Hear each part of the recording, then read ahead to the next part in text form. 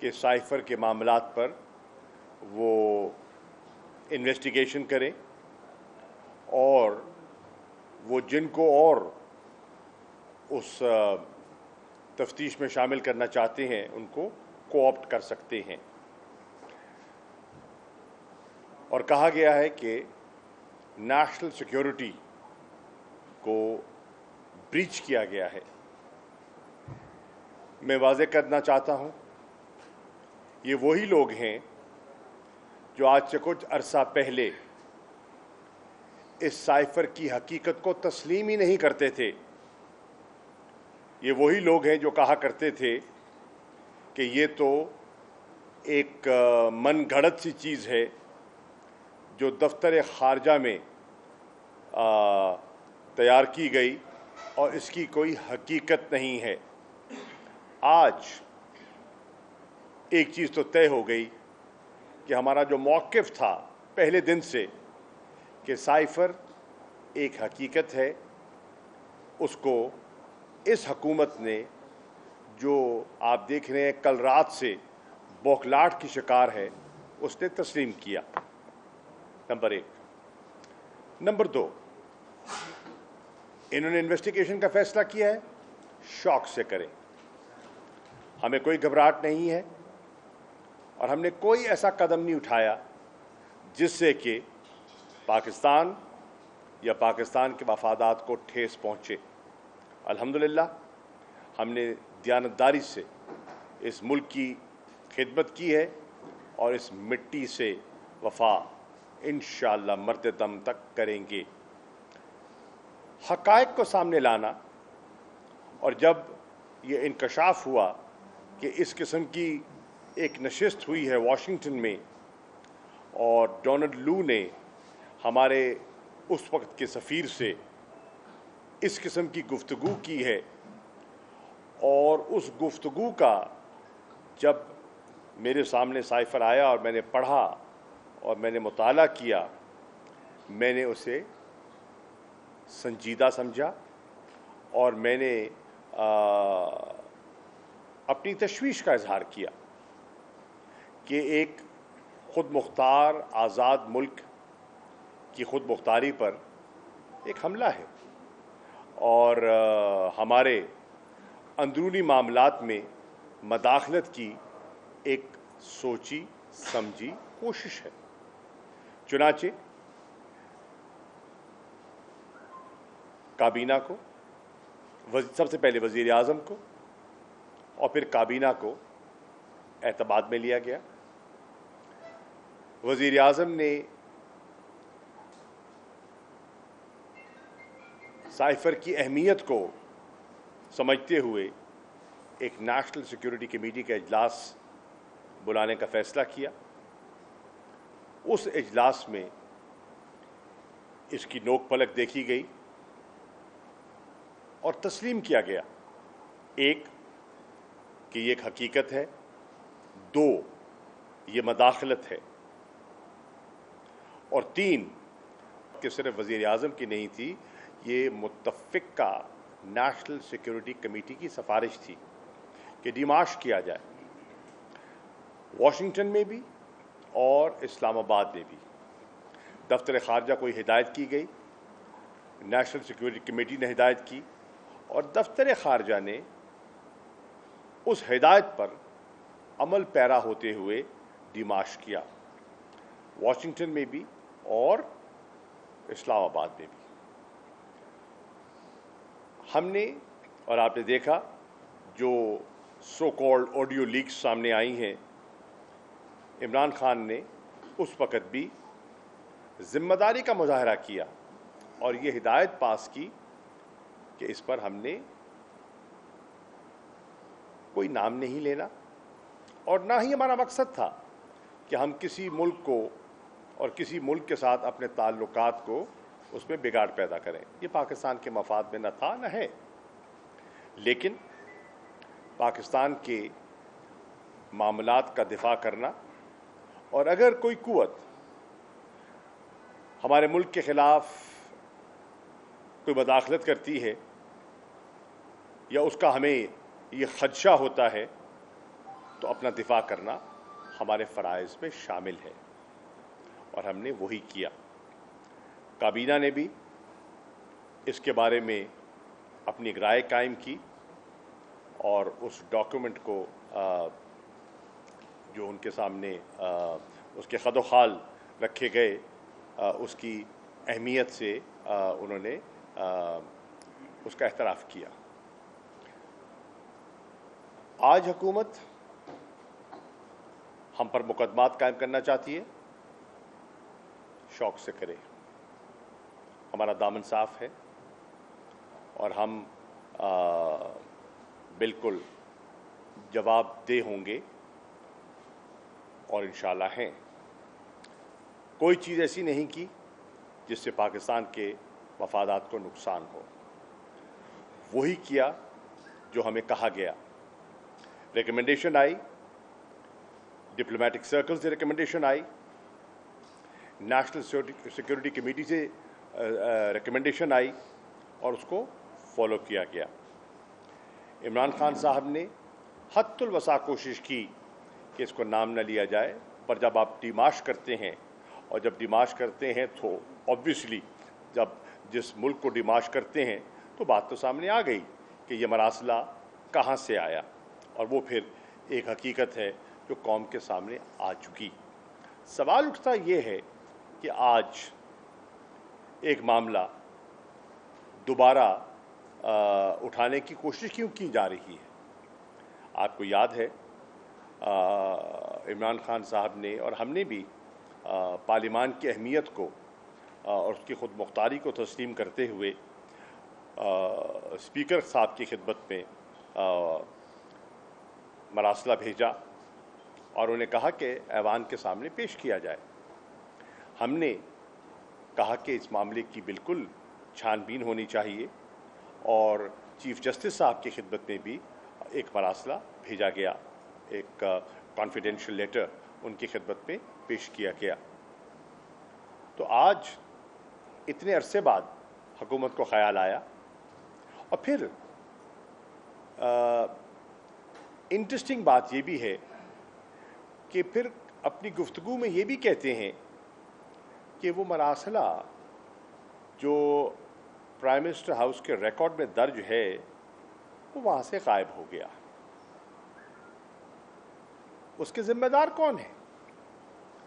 22 April کو تو وزیر اعظم شہباز شریف اس کا تذکرہ کرتے ہیں، اسے تسلیم کرتے ہیں، اس کی حقیقت کو بیان کرتے ہیں، اور پھر 22 اپریل کے بعد آج کہا جا رہا ہے وہ غائب ہو گیا۔ کہاں غائب ہوا؟ کس نے غائب کیا؟ کون ذمہ دار ہے؟ انویسٹیگیشن تو ان کی ہونی چاہیے، انویسٹیگیشن تو ان کی ہونی چاہیے جو آفیشل سیکرٹس ایکٹ کی پاسداری نہیں کر رہے۔ ہم نے پوری پاسداری کی، ہم محتاط رہے۔ مجھے بہت سے لوگوں نے سوالات کیے، میں نے جواب نہیں دیا، جانتے ہوئے کہ یہ معاملہ کتنا حساس ہے۔ آپ بتائیے کہ آپ کا مراسلہ آپ کی ناک کے نیچے سے نکل گیا، ذمہ دار کون ہے؟ آپ بتائیے کہ آپ کے پرائم منسٹر ہاؤس کی جتنی گفتگو ہے وہ آج پبلک نالج ہو گئی ہے اور اس کی ریکارڈنگز چل رہی ہیں، اس کا ذمہ دار کون ہے؟ کیا اس کی انویسٹیگیشن نہیں ہونی چاہیے؟ کیا اس کو انکوائر نہیں کرنا چاہیے؟ اگر حکومت سمجھتی ہے کہ وہ ہماری حقیقی آزادی کی تحریک کو ان ہتھ کنڈوں سے دبا سکتی ہے تو یہ ان کی غلط فہمی ہے۔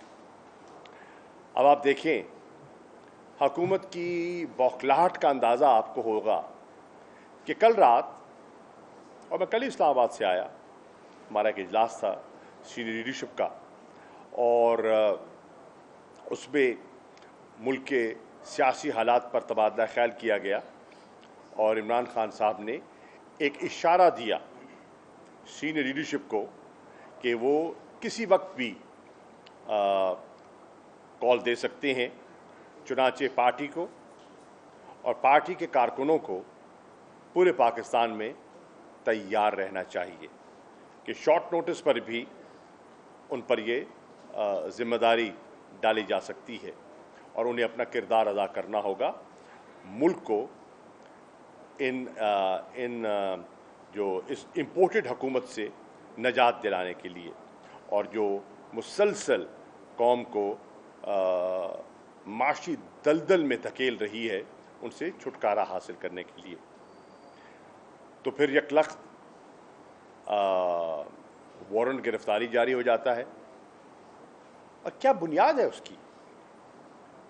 میں حیران ہوں۔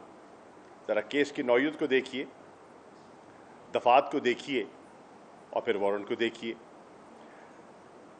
جب عمران خان صاحب ایک واضح موقف پیش کر چکے اور ان کے وکلاء نے ان کی مشاورت سے ایک ایفیڈیوٹ کے ذریعے عدالت کو اپنا نقطہ نظر پیش کر دیا، اور کئی پیشیوں میں میں خود موجود تھا وہاں جو بحث ہوتی رہی، سوال جواب ہوتے رہے، تو میں خود بھی سنتا رہا، اور جب جج صاحبان نے کہا کہ اس میں مزید وضاحت کی ضرورت ہے، تو ہم نے ایک نیا ایفیڈیوٹ بھی شامل کر دیا، اور پھر عمران خان صاحب نے روسٹرم پر خود جا کر کھڑے ہو کر جب موقع ان کو ملا اپنے نقطہ نظر بیان کرنے کا، تو بڑا واضح اپنا موقف پیش کر دیا، اور اس کے بعد میں نہیں سمجھتا کوئی ابہام رہ گیا تھا۔ اور پھر as a gesture of good will اور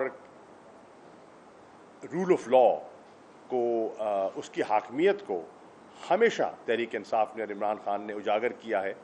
انہوں نے اس جذبے کو سامنے رکھتے ہوئے یہ فیصلہ کیا کہ میری نیت یہ نہیں تھی، لیکن اگر کسی کی دل آزاری ہوئی ہے تو وہ خود جاتے ہیں، اور جو جج صاحبہ ہیں ان کی عدالت میں خود جاتے ہیں اور کہتے ہیں کہ اگر ان کی دل آزاری ہوئی ہے، یہ ان کی نیت نہیں تھی، یہ ان کا ارادہ نہیں تھا، وہ تو قانون کی حکمرانی میں لوگوں کو نیچے لانا چاہتے تھے اور لانا چاہتے ہیں، لیکن اگر ان کی ہوئی ہے ان کی شان میں کوئی کمی نہیں آتی، وہ معذرت خواہ ہیں۔ میں نہیں سمجھتا کہ اس کے بعد کوئی گنجائش رہ گئی تھی اس قسم کے وارنٹ کے جاری کرنے کی۔ اس وارنٹ سے میں سمجھتا ہوں کہ حکومت کی پریشانی جو ہے وہ جھلکتی ہے، اور پوری قوم دیکھ رہی ہے یہ کتنے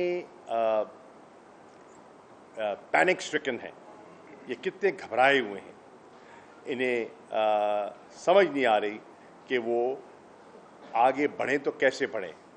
سیاسی طور پر بھی یہ ایک بند گلی میں جا چکے ہیں، اور معاشی طور پر انہوں نے ملک کا ستیہ ناش کر دیا۔ آپ دیکھ رہے ہیں کہ اسلام آباد میں آج بھی جو کسان ہیں وہ سراپا احتجاج ہیں، اور پورے اسلام آباد کو کنٹینرز اس کے گرد لگا دیے گئے ہیں، اور عام شہریوں کو دقتوں کا سامنا کرنا پڑ رہا ہے۔ اسی طرح آپ دیکھ رہے ہیں کہ جتنا انویسٹر کانفیڈنس ہے وہ غائب ہو چکا ہے، ملک میں سرمایہ کاری نہیں ہو رہی،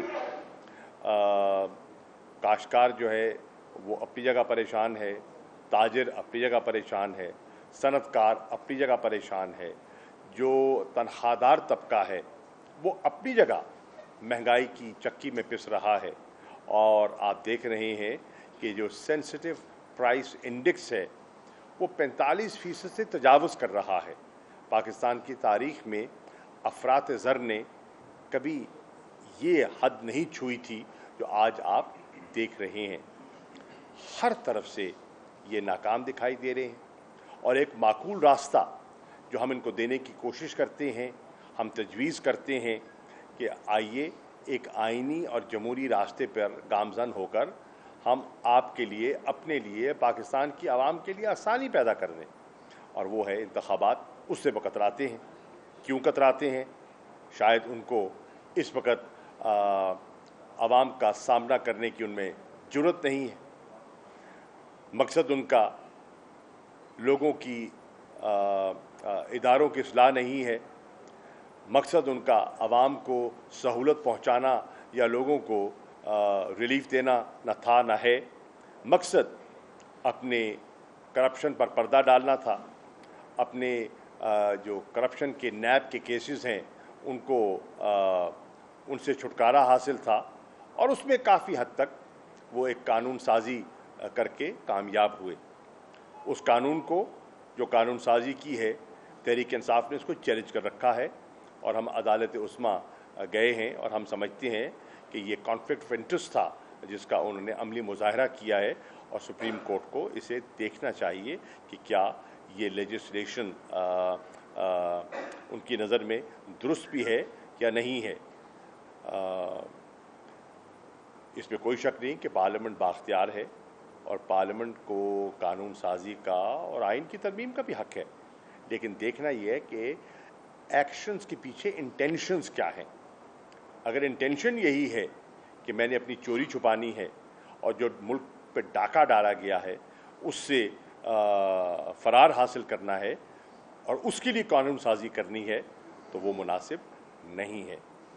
मैं बिल्कुल वाज़ेह तौर पे कहना चाहता हूँ कि तहरीक इंसाफ कानूनी मैदान में, सियासी मैदान में इस इम्पोर्टेड हुकूमत का मुकाबला करने के लिए तैयार है, और मैं अभी इंशाअल्लाह इस्लामाबाद के लिए रवाना भी हो रहा हूँ, क्योंकि मैं समझता हूँ कि अगले चंद दिन जो हैं वो बहुत अहम होंगे, और उसमें सीनियर लीडरशिप को बहसीत वाइस चेयरमैन के मुझे अपने चेयरमैन के करीब होना चाहिए, ताकि तबादला ख्याल भी हो सके और उनसे रहनुमाई भी गाहे बगाए मिल सके। तो इंशाअल्लाह मैं इस्लामाबाद के लिए रवाना भी हो रहा हूँ। शुक्रिया।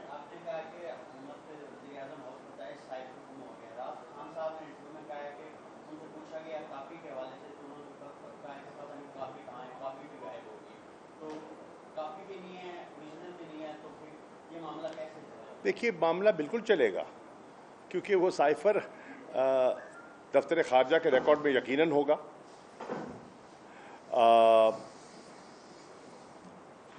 मैं समझता हूँ कि चीफ जस्टिस के पास मौजूद है, और वहाँ से भी हासिल किया जा सकता है। तो ये अगर ये कह रही है हुकूमत कि वो उसका नामो निशान मिट गया है, तो वो दुरुस्त नहीं है, वो गलत तासुर दे रहे हैं। वो साइफर बिल्कुल अवेलेबल है और उसको देख सकते हैं, और अगर पब्लिक करना चाहें तो पब्लिक भी कर सकते हैं।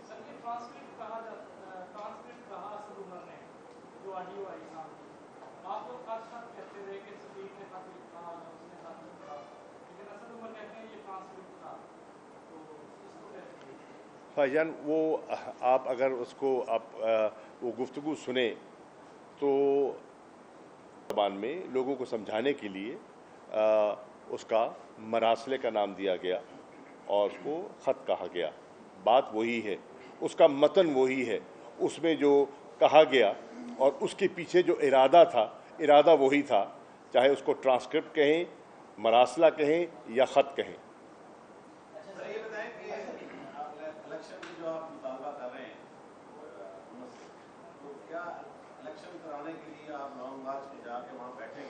फिर ये मुतालबा कौन तस्लीम करेगा? हिम्मत करेगी या आप एस्टैब्लिशमेंट से तवक्कुआत रख के बैठे? देखिए, सवाल ये है, हम इलेक्शन का मुतालबा क्यों कर रहे हैं? हम इलेक्शन का मुतालबा इसलिए कर रहे हैं कि हमने इन 5 महीनों में देख लिया है कि गवर्नमेंट ऑफ द डे के पास कोई स्ट्रैटेजी नहीं है मुल्क को इस मुश्किल से निकालने की। इनके पास कोई इकोनॉमिक प्लान नहीं है, इनके पास कोई पॉलिटिकल प्लान नहीं है। इन्होंने इमरान खान और तहरीक इंसाफ के खौफ की वजह से ये यकजा हुए हैं। इनके अंदर कोई सियासी हमआहंगी भी नहीं है। इनकी जो सियासी नज़रियात हैं वो एक दूसरे से मिलते जुलते भी नहीं हैं। इनके मफादात भी लॉन्ग टर्म एक नहीं हैं। इनके सिर्फ 2 मफाद हैं जो इनको जोड़े हुए हैं। एक, करप्शन के केसेस से छुटकारा, और दूसरा तहरीक इंसाफ की इस वक्त जो मकबूलियत की लहर है वो समझते हैं कि तन्हा हम उसका मुकाबला नहीं कर पाएंगे और मिलकर हम शायद उसका मुकाबला कर पाएँ। लेकिन आपने देखा कि कराची में और आपने यहाँ मुल्तान में देखा PP 217 में ये सब मिल गए, यही नून लीग, यही पीपल्स पार्टी, यही गिलानी साहिबान, ये सब मिल गए और बल्ले को अल्लाह ने कामयाबी दे दी। आज आप देख रहे हैं कि NA 157 में मुल्तानी में आप ही के शहर में, आप ही के ज़िले में इलेक्शन हो रहा है और इसमें फिर सब यकजा हैं, सभी यकजा हैं। और उसके अलावा जिस बेदरेग अंदाज से एफिड्रीन का कमाया हुआ पैसा इस्तेमाल हो रहा है, उसकी मिसाल शायद इस हलके की आवाम ने न कभी सुनी न देखी होगी और ना कोई ऐसी मिसाल बनती है। पैसे के बलबूते पे वो इलेक्शन जीतने की कोशिश कर रहे हैं, कहीं शनाख्ती कार्ड खरीदते हैं, कहीं लोगों को मुख्तलिफ़ किस्म की लालचें, नौकरियां, इस किस्म के वो उनको वो कहते हैं ना, वो सब्ज़ बाग दिखाए जाते हैं। लेकिन मैं आपको ईमानदारी से कहूं कि किसी हद तक हो सकता है कि एक छोटा सा आंसर उनके झांसे में आ जाए, लेकिन मेरी राय में पाकिस्तान का वोटर अब इतना समझदार हो गया है कि वो ना अपना वोट बेचेगा ना अपना ज़मीर बेचेगा, और जो भी अपना वोट या ज़मीर बेचकर अपनी वफादारी तब्दील करेगा, मसलन वो मैं बल्ले का प्रचार कर रहा हूँ और मैंने हाथ में तहरीक इंसाफ का झंडा उठाया हुआ है और 4 दिन पहले इसी हलके में NA 156 PP 217 में मैं अलंबरदार था तहरीक इंसाफ का, और आज लख लोग देखते हैं कि मैंने PP का लिबादा ओढ़ लिया, तो एक सवालिया निशान ज़रूर सामने आता है और पब्लिक इसका नोटिस ले रही है। इनका ख्याल है कि लोग वो सादा रहे हैं, अब लोग सादा नहीं हैं, लोग हमसे बहुत ज़्यादा समझदार हैं। पल पल की खबर मिलती है। मीडिया को गवर्नमेंट ने पूरी तरह से कंट्रोल करने के लिए एक मंसूबा बनाया है। आपके सामने है कि किस तरह उन्होंने अब तो लाइव प्रोग्राम्स भी नहीं दिखाए जाते, आपके इल्म में है। अब तो प्रोग्राम्स को रिकॉर्ड किया जाता है और रिकॉर्ड करके दिखाया जाता है। आपने देखा कि आप इमरान खान साहब की जो तकारीर हैं उनको भी इंटरप्ट किया जाता है और उनको लाइव नशर नहीं किया जाता। ये सब खौफ की अलामत है, ये खौफ की अलामत है जिससे ये हुकूमत दो चार दिखाई दे रही है। लेकिन इसके बावजूद मैं समझता हूँ कि कल रात जब ये खबर आई और आपने देखा कि आनन फानन हज़ारों की तादाद में मस्तूरात, व्हील चेयर पे लोग, बुज़ुर्ग, बच्चे बनी गाला की तरफ दौड़े और हज़ारों का मजमा वहाँ जमा हो गया और फिर पुलिस को वहाँ से मुंतशिर किया गया। आपने देखा और फिर आपने ये भी देखा, और मैंने एक वो थोड़ा सी एक ऑडियो क्लिप सुना है जिसमें मरियम साहिबा हिदायत दे रही हैं कि फ़ौरन इस खबर को जो है इसको हटाया जाए, और इसकी जो एक चैनल ने एक खबर जारी की, उन्होंने फ़ौरन उसकी माज़रत भी कर दी। उन्होंने एक खबर चलाई और फिर खुद उसकी माज़रत भी कर ली। तो ये अंदाज़ है जिस अंदाज़ में ये गवर्नमेंट ऑपरेट कर रही है, और इससे ज़ाहिर हो रहा है कि बिल्कुल इनके पास कोई डायरेक्शन नहीं है, इनके पास कोई प्लान नहीं है। और हम समझते हैं कि पाकिस्तान के इदारों को अपना किरदार अदा करना चाहिए और पाकिस्तान की आवाम को अपना किरदार अदा करना चाहिए। ये तन्हा ज़िम्मेदारी न इमरान खान साहब की है न तहरीक इंसाफ की है। हर पाकिस्तानी जो समझता है कि इस मुल्क के ख़जाने को बेदर्दी से लूटा गया, जो समझता है कि मुल्क की जो मईशत है वो बिगड़ती चली जा रही है, इदारे اور ان کی جو سروس ڈلیوری ہے وہ کمزور پڑتی چلی جا رہی ہے. انہیں باہر نکلنا ہوگا اور اپنا کردار ادا کرنا ہوگا.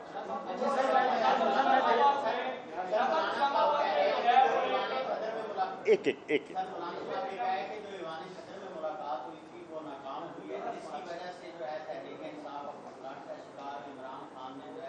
لانگ مارچ کی جو ہے وہ دھمکیاں دے رہے ہیں عوام کو، جو ہے وہ کہہ رہے ہیں کہ سڑکوں پر آئے. ایوان صدر میں جو ملاقات ہوئی وہ ناکام ہوئی. آپ کیا سمجھتے ہیں وہ کامیاب ہوئی، ناکام ہوئی، یا کیا کہیں گے؟ کل عمران صاحب نے بھی کہا کہ سچ میں بول نہیں سکتا، جھوٹ میں بولنا نہیں چاہتا. اس ملاقات میں ایسا کیا ہوا؟ مجھے تو معلوم نہیں ہے، میں تو اس کا حصے دار تھا نہیں، نہ میں ملاقات میں تھا نہ مجھے. تو میں تو عرض کر رہا ہوں نا، میں ملاقات میں نہیں تھا. تو میں ایک ملاقات میں تھا ہی نہیں، تو اس کے بارے میں میں کیا رائے دے سکتا ہوں؟ میرے علم ہی نہیں ہے ایک چیز، تو میرے پاس علم نجوم تو ہے نہیں.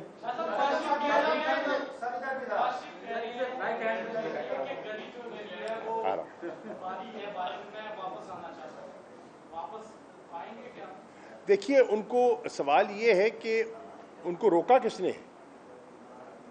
وہ کہہ رہے ہیں کہ میں واپس آنا چاہتا ہوں، تو ہم تو کہتے ہیں کہ آپ کو تو واپس آ جانا چاہیے تھا. جب آپ نے یہ کہا کہ میں جا رہا ہوں اپنے علاج کے لیے، اور جیسے میرا علاج مکمل ہوا میں واپس آ جاؤں گا، اور الحمدللہ آپ نے دیکھا کہ علاج خاصا طویل بھی ہو گیا، اور علاج کے ساتھ ساتھ سیاست بھی ہوتی رہی، اور تیمارداری بھی چلتی رہی. اب سوال یہ ہے کہ کس کو نے روکا تھا؟ ایفیڈیوٹ دے کر تو بھائی صاحب کا ایفیڈیوٹ بھی تو موجود ہے نا، وہ 50 روپے کا ایفیڈیوٹ بھی تو عدالتوں میں جمع کرایا گیا نا. جب عدالت دیکھ رہی ہے کہ ایفیڈیوٹ دے گا ایک صاحب کہ ان کی جان کو خطرہ لاحق ہے، اس لیے ان حالات میں ایمرجنسی بنیادوں پر ان کو باہر جانا پڑ رہا ہے، تو اس پر ایک رحم دلی کا سما بنتا ہے، اور لوگ کہتے ہیں چلے جائیں. لیکن لوگوں نے دیکھا، عدالتوں نے دیکھا کہ جیسے وہ لندن کی آب و ہوا لگی تو بالکل صحت بحال ہو گئی، اور صحت تو بہت عرصے سے بحال ہے، تو واپس کیوں نہیں آئے؟ سوال ہے کہ کس چیز کا انتظار تھا؟ کسی ڈیل کا انتظار تھا؟ NRO-2 کا انتظار تھا؟ اور اب NRO-2 کے خد و خال سامنے آ گئے تو واپسی بھی یاد آ گئی. تو قوم اب بہت آگے جا چکی ہے. لوگ نہیں دیکھ رہے کہ کیا ہو رہا ہے، کہ سپریم کورٹ کے بینچ نے ایک فیصلہ کیا، اور کس طرح ایک مجرم جو اتنا عرصہ فرار رہا وہ آتے ہیں، اور جاتے بھی پرائم منسٹر کے جہاز پر ہیں، آتے بھی پرائم منسٹر کے جہاز پر ہیں، اور آ کے وزارت خزانہ کا قلمدان سنبھال لیتے ہیں. تو کیا لوگ، آپ کا خیال ہے، ان سب چیزوں سے بے خبر ہیں؟ لوگ نہیں دیکھ رہے کہ کس طرح لوگوں کو ان کی کنوکشن جو ہے وہ ختم کر دی گئی، باعزت بری ہو رہے ہیں لوگ، کس طرح بری ہو رہے ہیں، اور کس طرح ان کی جو سزائیں معاف ہو رہی ہیں، یہ آپ کے سامنے ہے. تو یہ سارا جو ایک ناٹک رچایا گیا، یہ آپ دیکھیں نا، کڑی سے کڑی ملتی جا رہی ہے. اور اگر آپ اس کا آغاز مراسلے سے کریں تو اس کا اختتام NRO-2 پہ ہوتا ہے، اور NRO-2 سے واپسی جڑی ہوئی ہے.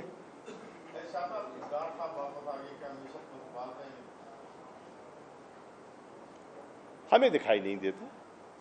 اگر یہ معیشت کو سنبھالنا، ان کے پاس سنبھالنے کی صلاحیت ہوتی تو یہ پہلے بھی وزیر خزانہ ہی تھے نا. جب یہ یہاں سے گئے اور ہمیں حکومت ملی، جب عوام نے 2018 میں تحریک انصاف کو مینڈیٹ دیا، تو انہی کی معیشت ہمیں، سنبھلی ہوئی معیشت ہمیں ملی نا، جس میں 19.2 ارب ڈالر کا خسارہ چھوڑ کر گئے تھے، جس میں سے ایسے اقدامات لے کر گئے تھے جو کہ آرٹیفیشل نوعیت کے تھے. جس طرح انہوں نے پاکستان کی ایکسپورٹس کا بیڑا غرق کیا، اور جس طرح انہوں نے روپے کو آرٹیفیشلی ڈالر کے اگینسٹ پیگ کیا ہوا تھا، وہ اب سب ماہرین اس کو جانتے ہیں. جس طرح انہوں نے فگر فجنگ کی، وہ IMF بھی جانتی ہے. تو میں نہیں سمجھتا کہ وہ संभाल पाएंगे। इधर से बताया कि मरासले से बात शुरू हुई और ये NRO 2 तक आई, एक कड़ी से कड़ी मिल रही है, उसमें बताना पसंद करेंगे कि ये फैसले कौन करवा रहा है, जो रिहाई के फैसले हो रहे हैं सारे फैसले? ये तो बड़ा ही आपने मुश्किल सवाल कर दिया, और इस सवाल का हल आप जानते हैं, इस सवाल का जवाब भी आप जानते हैं। ये तो आपने कहते हैं ना कि ऐसे सवाल ही कर दिया है जिसका जवाब आपको मालूम है। सर इधर आ जाए।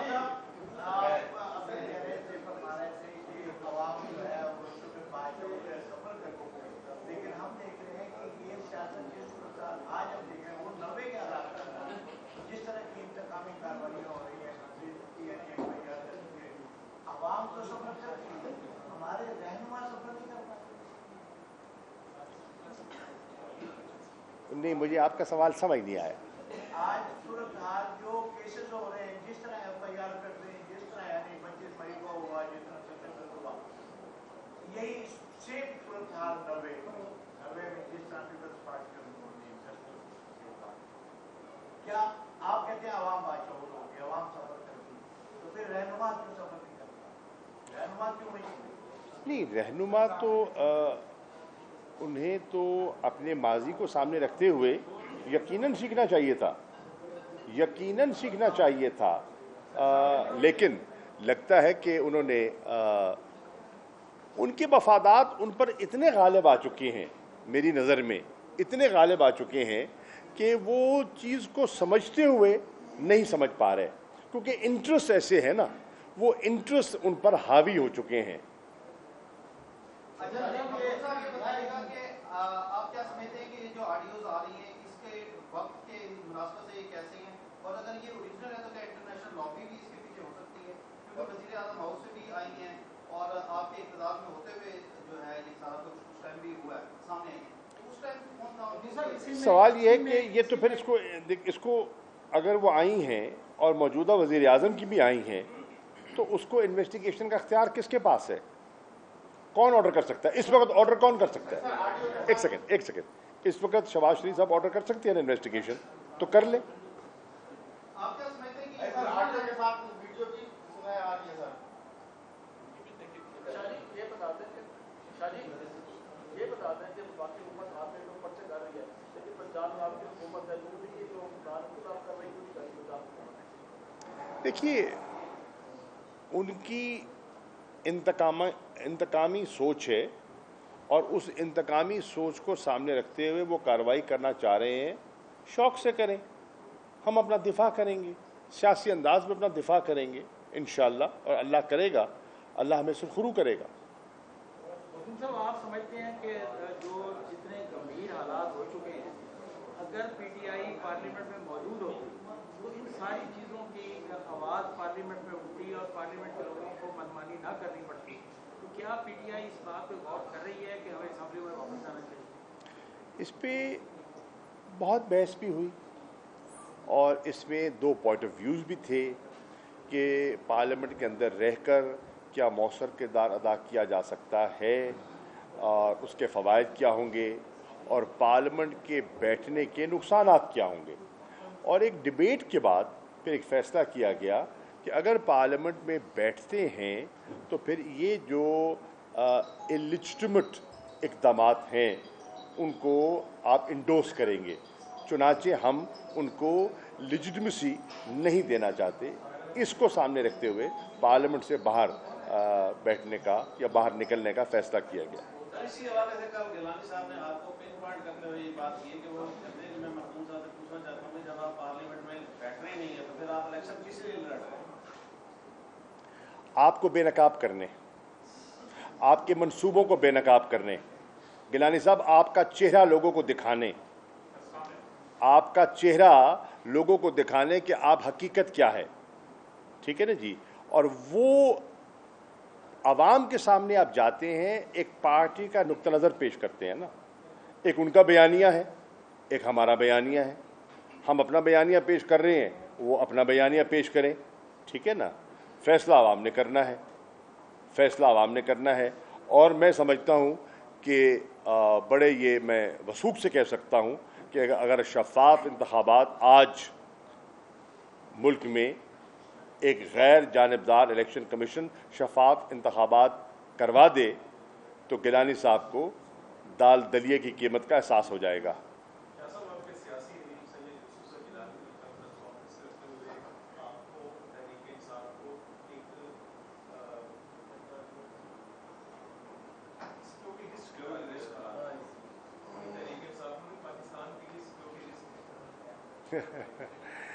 دیکھیے یہ وقتاً فوقتاً یہ جملہ استعمال ہوتا رہا ہے سبھی کے لیے۔ ایک زمانہ تھا کہ بے نظیر صاحبہ کو سیکیورٹی رسک کہا جاتا تھا، ایک طبقہ کہتا تھا۔ ایک زمانہ تھا نواز شریف صاحب کو سیکیورٹی رسک کہا جاتا تھا۔ جی آج وہ دونوں منظور نظر ہو گئے تو سیکیورٹی رسک عمران خان ہو گئے، تحریک انصاف ہو گئی۔ تو ہم نے اپنی تاریخ سے لگتا ہے زیادہ سیکھا نہیں ہے۔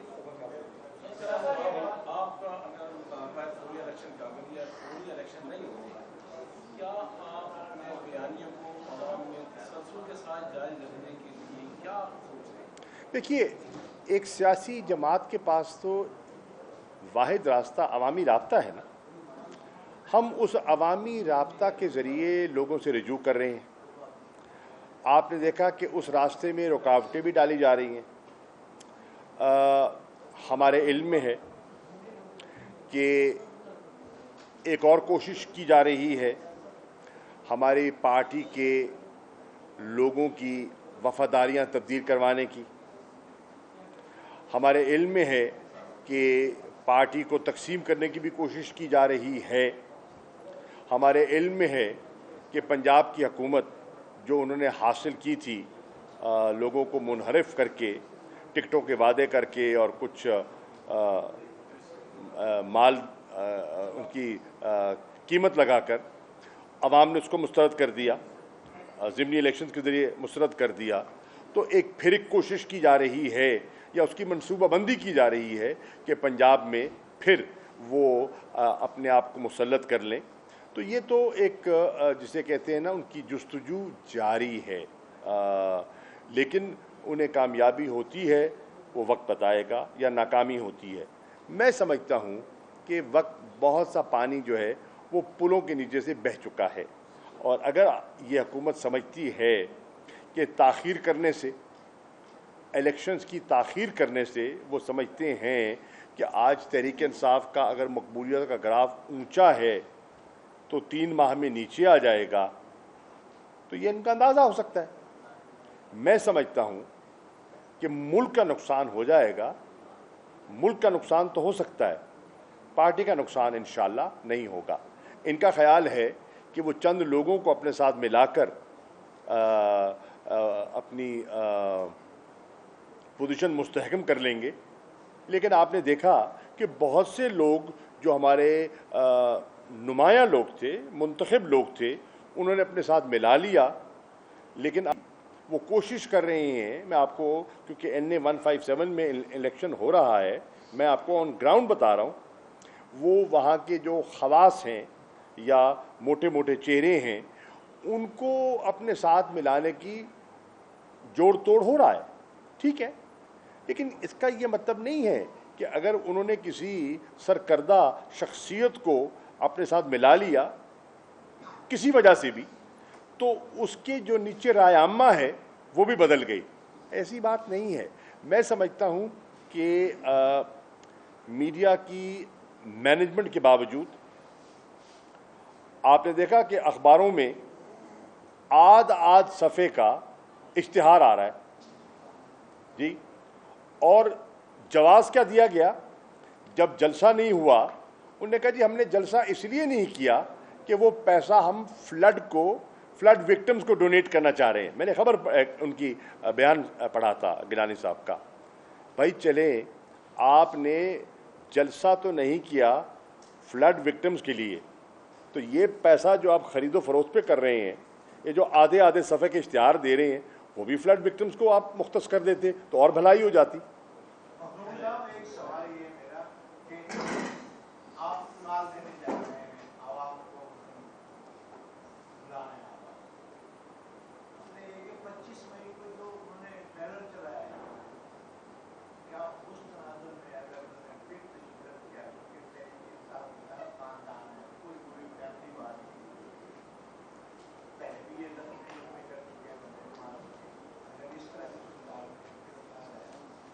देखिए, पहली बात तो ये है कि 25 मई को हम तवक्को नहीं कर रहे थे कि वो निहत्थे लोगों पर इस किस्म की कार्रवाई करेंगे। क्यों?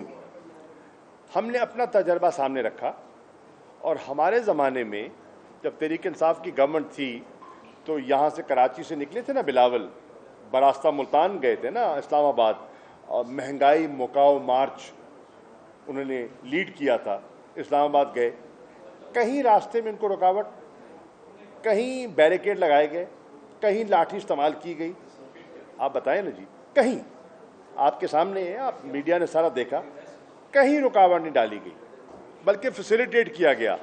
फातिमा जिना टाउन में उनको रिहाइश के लिए खैमे दिए गए, पानी बंदोबस्त ये वो दिया गया। इस्लामाबाद में मौलाना फजल रहमान तशरीफ़ लेकर गए, कहीं रुकावट डाली गई। तो हमने ये तवक्को की कि ये हमारा फंडामेंटल राइट है और हम अपना फंडामेंटल राइट एक्सरसाइज कर रहे हैं, तो ये इस किस्म के हथकंडे इस्तेमाल नहीं करेंगे। लेकिन क्योंकि इनकी सोच फस्तायत पर मबनी है तो उन्होंने उसके बरक्स रिएक्ट किया। फिर आपने देखा आवाम ने भी रिएक्ट किया ना। 25 मई को उन्होंने अपना कदम उठाया, 17 जुलाई को आवाम ने अपना फैसला सुनाया। आज हालात मुख्तलिफ हैं, आज हालात मुख्तलिफ हैं और आज हमारी इंशाअल्लाह तैयारी और मनसूबाबंदी भी बेहतर होगी। Thank you.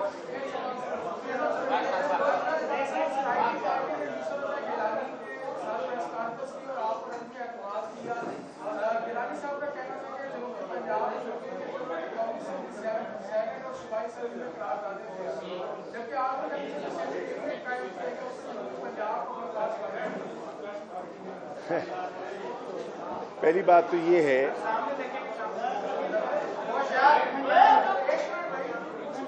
मैं समझता हूँ उसके लिए अलहदा बात कर लेंगे।